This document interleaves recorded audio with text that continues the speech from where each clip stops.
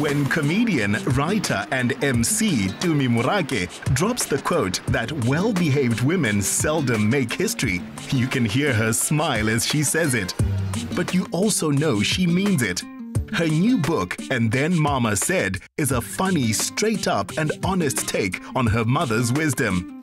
It covers Tumi's own hard-earned lessons in a tough industry and is a very good read.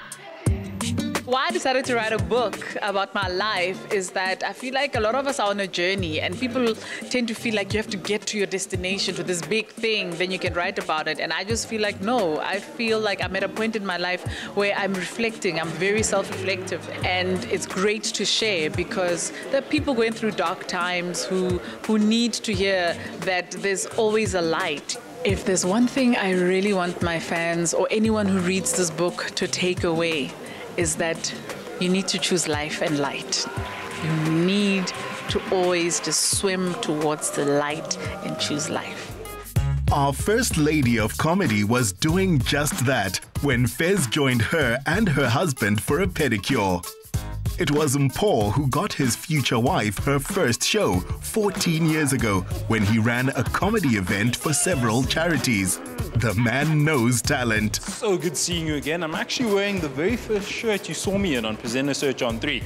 How you like it? Oh, my honey, I'm so glad you wore that. If you hadn't worn it, I would not have recognized you. Because you either have to be shirtless or in this. Listen, let's not get into those dangerous waters. You guys clearly live very busy lives, mom and dad. I thought, let me treat you because I know you guys personally and we can have a relaxed, tranquil spa day. Tumi has made her own opportunities. She took a one-woman show to the Edinburgh Festival, wowed audiences in London, and as a stand-up comedian is rarely off her feet. Guys, did I call it or did I call it? These pedicures are amazing. Oh, man, this is magic. I've been on your show, WTF Tumi, and it's absolutely amazing. But tongue-in-cheek, I mean, how's the reception been on the season? Sheesh, man, I was very surprised that we got to come back because I felt like we ruffled quite a few feathers in our first season, and also I don't think SABC has ever really gone that naughty. It's been exciting. It's been a lot of growth for me because, you know, I enjoy things that challenge me, and doing that show is challenging. You know, being live, trying to color within the lines, while still pushing the envelope a little bit to see how naughty you can get. And I really, really hope this show gets to grow. Because, you know, longevity also means you get the opportunity to improve on a thing, to try out new things.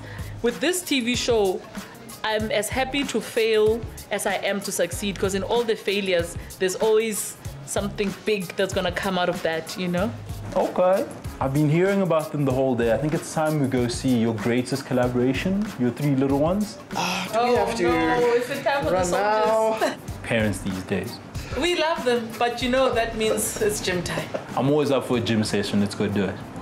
The lady of the manor practically has an in-house audience of her own with their children Bonsu, Lisedi and Effia. It may take juggling when she's on tour, but these youngsters seem extremely well adjusted. Paul, brother, you gotta tell me, how'd you woo over such an incredible woman? I wooed her just with my amazing style and my sense of my sense of humor. I think we are both in the arts, and we met at varsity. And at the time, we were both crewing on a production, and we had to get credits in the course we were doing. And at the time, I was kind of like in almost every production, so I didn't have the time to crew like everybody else did. And she took issue with that, and that's, I think we started off on that, on that foot.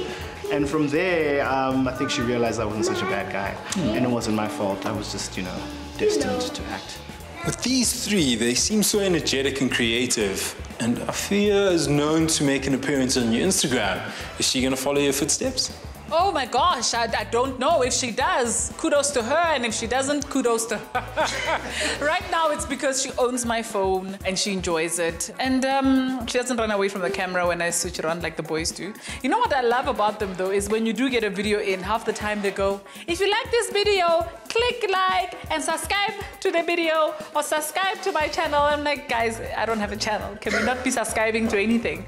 Well, guys, I think this is the last tray to kind of be put in there. Yes. Let's finally take this masterpiece and put it through its last stage. And this one, right? Yes, and those ones.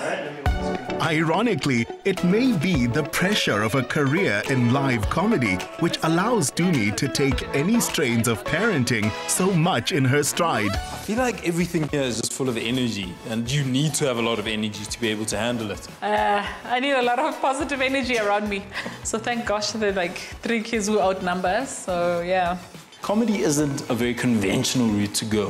What did your mom say when you first told her about it? My mother was just excited for me. You know what I dug about my mom, bruh? Is that my mom was just so convinced that I would be successful and I would be brilliant at whatever I did. So she was just excited to see, how and what I'm gonna do. So when she found out I was in entertainment and I was in comedy and I was working with these stars, she was very excited for me, and she wanted to see it. Because when I left Mafikeng after matric, I was very clear that this is what I wanted to do. I wanted to go to Wits, I wanted to study the arts, and I wanted to work in the arts. And that's precisely what I've done.